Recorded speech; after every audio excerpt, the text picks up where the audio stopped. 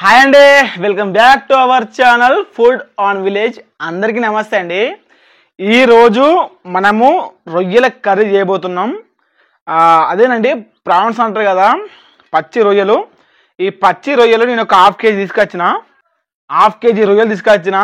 వీటి పొట్టు తీసి మనకైతే ఇచ్చారు. లోపల పేగు ఉంటుంది కదా, చిన్న పేగు, ఆ పేగు అయితే తీసి ఇవ్వలేదు, మనమే తీసుకుందాం ఇప్పుడైతే. ఇవి హాఫ్ కేజీ రొయ్యలకు మా దగ్గర 200 రూపాయలు అయితే పడ్డది. హాఫ్ కేజీ పొట్టు తీసేస్తే పావు కేజీ మనకైతే వచ్చినాయి అనమాట. ఈ పావు కేజీ రొయ్యల్ని ఇప్పుడు కర్రీ చేద్దాం మన పద్ధతిలో, విలేజ్ స్టైల్లో. మరి ప్రాన్స్ కర్రీ ఎలా ఉంటుందో వీడియో అయితే పూర్తిగా చూడండి. చూసే ముందు చిన్న లైక్ మీ సపోర్ట్గా ఇవ్వండి. ఏమాత్రం ఆలస్యం చేయకుండా వీడియోలోకి వెళ్ళిపోదాం. ఫ్రెండ్స్ చూడండి ఇక్కడ ఎట్లుందో, లోపల పేగులు ఇవి. ఈ రొయ్యకు ఉండే పేగులు అన్నమాట ఇవి. వీటిని ఖచ్చితంగా తీసుకోవాలి, లేకపోతే మనకు ఉష్క తాకడం కానీ, లేకపోతే చేదు కనిపించడం కూర ఎట్లుంటుంది అనమాట. ఖచ్చితంగా కొంచెం రిస్క్ అయినా మంచిగా ఇట్లా పేగు వెళ్తుంది కదా. చూడండి, నేను ఫస్ట్ కింద నుంచి తీద్దాం ట్రై చేసిన, కాకపోతే కింద నుంచి ఇట్లా మీ నుంచి పోసుకుంటూనే వెళ్తుంది. ఇట్లా పేగు అయితే ఉంటుంది అనమాట. నేనైతే మొత్తానికి అయితే లోపల పేగు అయితే తీసేసిన అండి. ఒకసారి రొయ్యలు మంచిగా నీట్గా కడుక్కుందాం. ఒక 2-3 సార్లు రొయ్యలు మంచిగా నీట్గా కడిగి అప్పుడు మనమైతే కూర అయితే వండుదాం. మనకైతే రొయ్యలు కడుగుడు అయితే అయిపోయిందండి. చూడండి ఎంత ఫ్రెష్గా కడిగినో. మీరు కూడా చేసుకుంటే ఇట్లా రొయ్యల కూర ఇట్లా ఫ్రెష్గా అయితే రొయ్యలు కడిగి పక్కన పెట్టేసిన. ఒక 2 టమాటాలు, 3 మిరపకాయలు, ఒక ఉల్లిగడ్డ, ఇవన్నీ కడిగేసుకుందాం. కడిగేసిన తర్వాత కూర అయితే వండడం స్టార్ట్ చేద్దాం.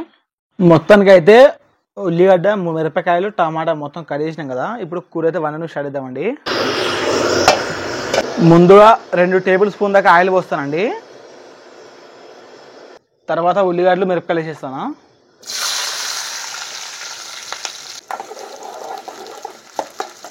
ఒక సగం చెంచా దాకా అల్లం అయితే వేసేస్తాను.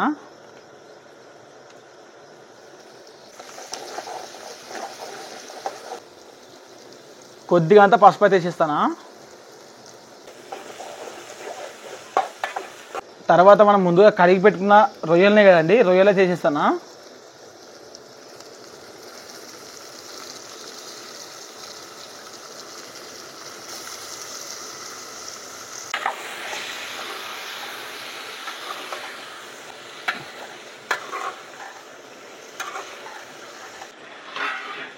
ఒక 2 నిమిషాలు మూత పెట్టేది ఉడికిద్దాం రొయ్యలు అయితే. ఇప్పుడు ఒక 2 టేబుల్ స్పూన్ల దాకా 2 స్పూన్ల కారం అయితే వేసేస్తానండి. తర్వాత మన రుచికి సరిపడా ఉప్పు వేస్తాను. తర్వాత టమాటా ఒక్కలు కదా, టమాటా ఒక్కలు కూడా వేసేస్తాను. ఒక్కసారి కలుపుదాం.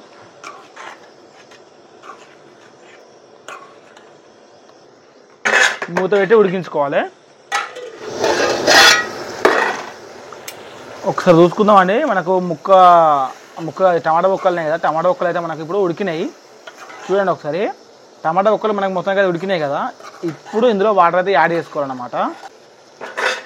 ఈ రొయ్య ముక్కలున్నాయి కదా, రొయ్య ముక్కలు మునిగేదాకా మనం వాటర్ అయితే పోస్తాం.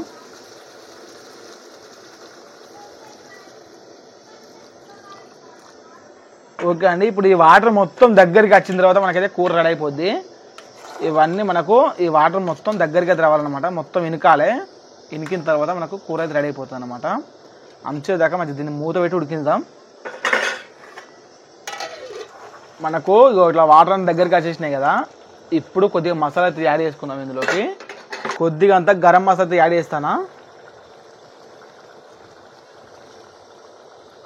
ఇలా ఆల్ రౌండ్ నేనే మసాలా అయితే మిక్సీ పట్టి పక్కన పెట్టుకొని ఉంచుకున్నా ఫస్టే.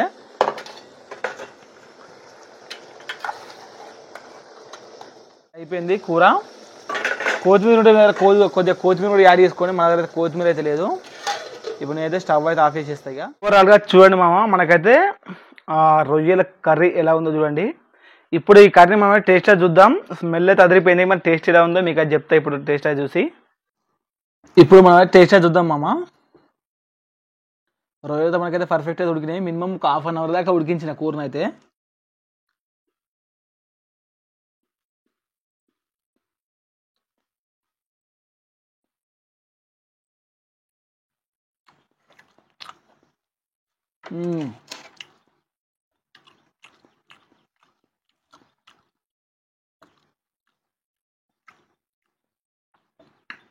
భలే టేస్ట్ ఉంది మా కూర అయితే.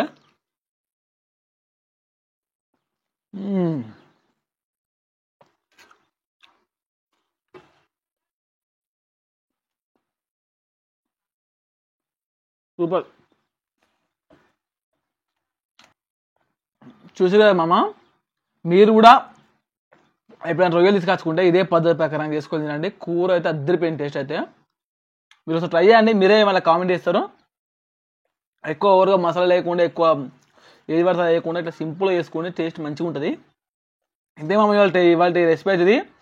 మళ్ళీ ఒక మంచి రెసిపీతో మీ ముందుకు వస్తా. అంతవరకు మీ సపోర్ట్ మనస్ఫూర్తిగా కోరుకుంటూ ఓకే మా, ఉంటా మరి, బాయ్.